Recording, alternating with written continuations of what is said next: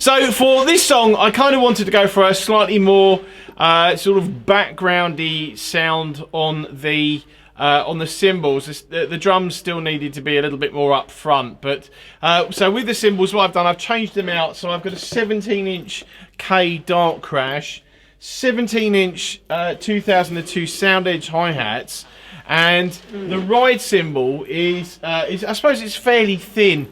I've always thought of this as being an older K. Probably, I mean, I've not tried to check the date with the stamp, but I've always kind of guessed it was from the sort of 60s or maybe the 50s, but I've always kind of thought it was a 60s thing.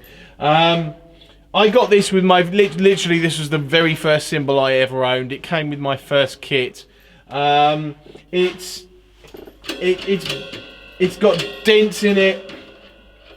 It's like all those, you know, wonderfully cherished cymbals that people will never get rid of, and I will never get rid of this. But I mean, it's got a little lip there, and a bit of a ding in it as well.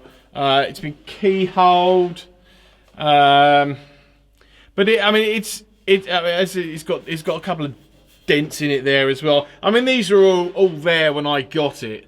I mean, I used this for my first band before I really got a proper ride cymbal, which was actually Paiste signature 20-inch dry ride, which I still have nearly 30 years later. I mean, I don't know if this is going to come out on the video, but there you go. For all the nerdier people who maybe want to go and date it. Doug Stevens, I'm looking at you maybe, because you're good with that stuff. But I mean, this is it's an Istanbul marked Zildjian anyway, and it's got the signature on the bottom there. I have always loved this cymbal. For me, it's got a silvery sound because it's not particularly thick. I mean, you sort of, you know, there's a lot of give there. It's not particularly thick, but I mean, the bell's loud enough if you hit it. I didn't in this song, but it's just got a lovely silvery sound to it, quite thin. The stick definition is there, but it's quite subdued, which is why I kind of wanted this sort of sound on this song.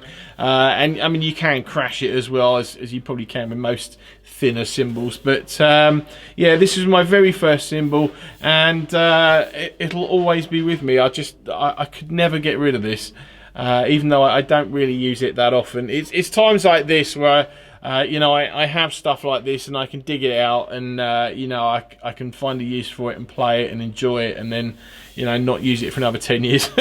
but anyway, snare drum I changed out on this song again. I've actually got another. I use this. I'll put a better photo on the screen, but I used this actually at the last rehearsal with this band, and it's the Tama Bubinga 14 by 5.5 in light jade. It's a fairly recent thing for me, but again, it's I think slightly darker than the birch, as would be the case. It's still got enough attack. It's still got enough body to it as well. I really love this cymbal. I really love this snare drum.